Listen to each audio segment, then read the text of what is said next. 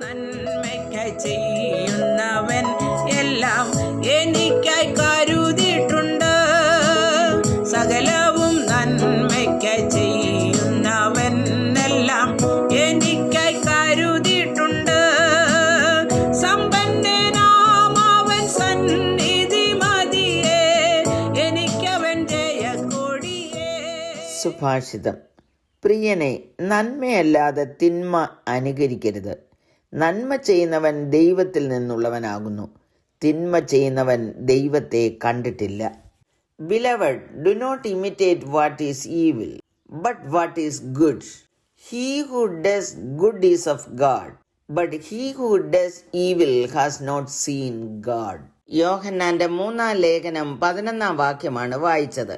യോഹന്നാൻ ഈ ലേഖനം എഴുതുന്നത് അദ്ദേഹം സത്യത്തിൽ സ്നേഹിക്കുന്ന പ്രിയ ഗായോസിനാണെന്ന് 1-ാം വാക്യത്തിൽ എഴുതിയിരിക്കുന്നു. ഗായോസിനെ സംബന്ധിച്ച് വളരെ കൃത്യമായ വിവരങ്ങൾ ഈ ലേഖനത്തിൽ കാണുന്നില്ല എങ്കിലും റോമർ 16:23 എനിക്കും സർവ്വസഭയ്ക്കും അതിഥി സൽക്കാരം ചെയ്യുന്ന ഗായോസ് നിങ്ങളെ വന്ദനം ചെയ്യുന്നു എന്ന് എഴുതിയിരിക്കുന്നു. ഈ ലേഖനത്തിലും ഗായോസിന്റെ അതിഥി സൽക്കാരം പ്രശംസിക്കപ്പെടുന്നു. അതേ ഗായോസിനാണ് ഈ ലേഖനം എഴുതിയത് എന്ന് നമുക്ക് വിശ്വസിക്കാം. യോഹന്നാന് എത്രയും പ്രിയപ്പെട്ടവനായിരുന്നു ഗായോസ്.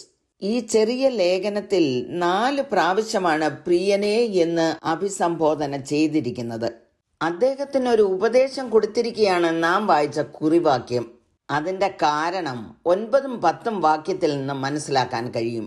സഭയിൽ പ്രധാനിയാകുവാൻ ആഗ്രഹിക്കുകയും അപ്പോസ്തലന്മാരെ കൂട്ടാക്കാതെ ദുഷിക്കുകയും അതിഥി സൽക്കാരത്തെ എതിർക്കുകയും ചെയ്തുകൊണ്ടിരുന്ന ചിലർ ഉണ്ടായിരുന്നു.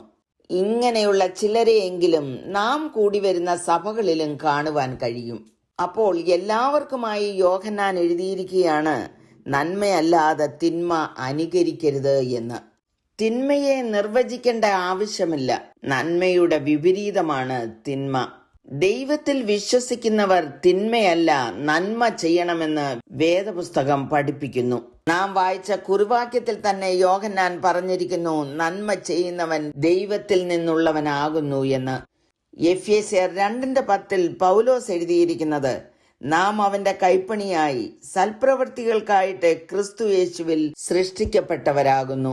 നന്മ എന്ന് പറയുമ്പോൾ നാം എന്താണ് മനസ്സിലാക്കേണ്ടത്? മീഖ പ്രവാചകൻ പറയുന്നത്, മനുഷ്യ, നല്ലത് എന്തെന്ന് അവൻ നിനക്ക് കാണിച്ചു തന്നിരിക്കുന്നു.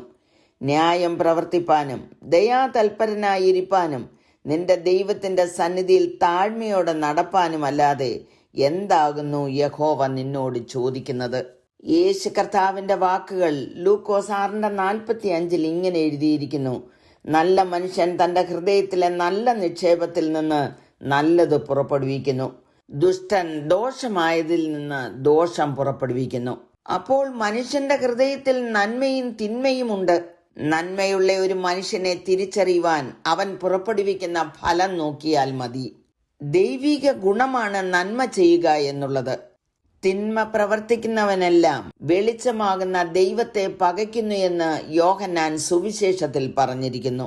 സദൃശവാക്യങ്ങൾ 17:13 കാണുന്നത്, ഒരുത്തൻ നന്മയ്ക്ക് പകരം തിന്മ ചെയ്യുന്നു എങ്കിൽ അവന്റെ ഭവനത്തെ തിന്മ വിട്ടുമാറുകയില്ല.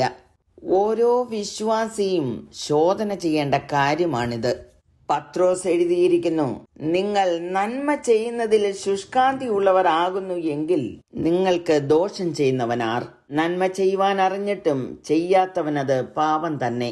തിന്മ അനുകരിക്കരുത് എന്ന് നാം വായിച്ച വാക്യത്തിൽ കാണുമ്പോൾ നന്മ അനുകരിക്കണം അല്ലെങ്കിൽ പിന്തുടരണം എന്നല്ലേ അതിന്റെ അർത്ഥം?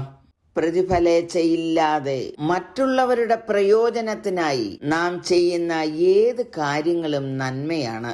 നന്മ ചെയ്യുവാനും സൽപ്രവൃത്തികളിൽ സമ്പന്നരായി ദാനശീലരും ഔദാര്യമുള്ളവരുമായിരിക്കാൻ പൗലോസ് എഴുതിയിരിക്കുന്നു. ശത്രുക്കൾക്കും നന്മ ചെയ്യുവാനാണ് നമ്മുടെ കർത്താവ് പഠിപ്പിച്ചത്. എബ്രായർ 13:16 നന്മ ചെയ്യുവാനും കൂട്ടായ്മ കാണിപ്പാനും മറക്കരുത്, ഈ വക യാഗത്തിലല്ലോ ദൈവം പ്രസാദിക്കുന്നത് എന്ന് എഴുതിയിരിക്കുന്നു. തിന്മയോട് തോൽക്കാതെ നന്മയാൽ തിന്മയെ ജയിക്കുവാൻ പ്രാർത്ഥിക്കാം. കരുണയുള്ള പിതാവേ, മടുത്തു പോകാതെ നന്മ ചെയ്യുവാൻ അവിടുന്ന് കൃപ ചെയ്യണമേ എന്ന് യേശു ക്രിസ്തുവിൻ്റെ നാമത്തിൽ അപേക്ഷിക്കുന്നു. കേൾക്കണമേ. ആമേൻ.